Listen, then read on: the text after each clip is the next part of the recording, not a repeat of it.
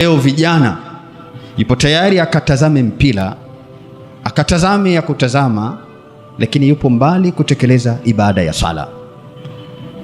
Na baadhi ya maeneo mengineyo, ukuta 10 la kwanza, masha Allah, watu sala haiwapiti hata kidogo.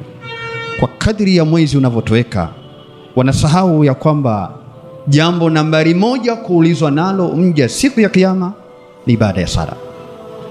Nikutolee mifano 2 mitatu kulingana na muda. Siku moja mja mmoja anaitwa Hatim ibn al-Asam, ni mwanawazuoni mkubwa katika ardhi ya Madina. Alipitiwa na usingizi, hakuswali sala alasiri kwa jamaa. Kilichotokea, watu wa Madina wakainua mguu kwenda kumjulia hali shekhe wao, ana nini kimemtokea. Wanafika pale, wanamuuliza tatizo ni nini, mbona hatukuwa pamoja?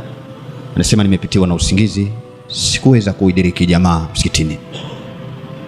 Wallahi, bwana mkubwa huyu alinama chini, alipoinuka machozi yanamtoka. Wanamuuliza madha yubkika ya rahimakallah, unalia nini?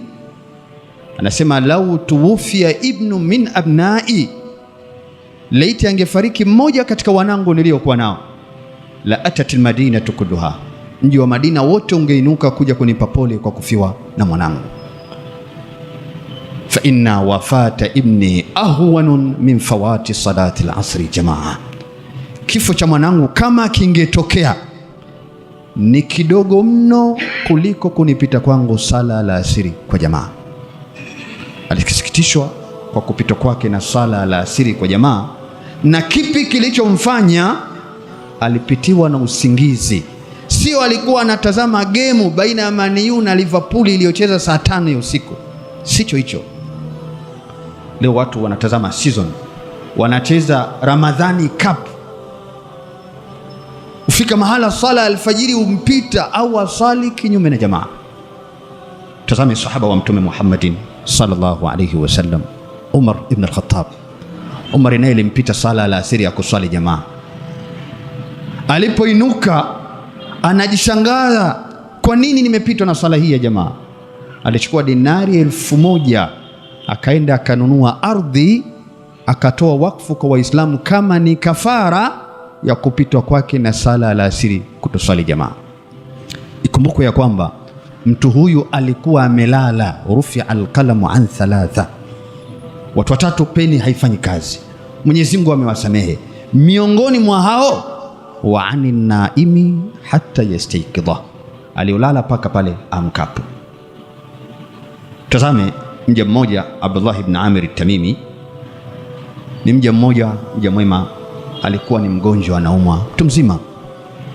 Anasikia adhana ya sala ya maghribi, hayya ala salah. Wallahi aliwaambia watoto wake, ahmiluni ila almasjid, ibebeni haraka nipelekeni msikitini. Watoto wanamwambia, anta alilu, baba wewe ni mgonjwa, wawezaje kwenda msikitini? Hali ulionayo ndiyo hiyo. Anawaambia, ajibu da'i Allah, itikieni wito wa Allah. Alioniita si mwanadamu, ni muumba wa mbingu na ardhi.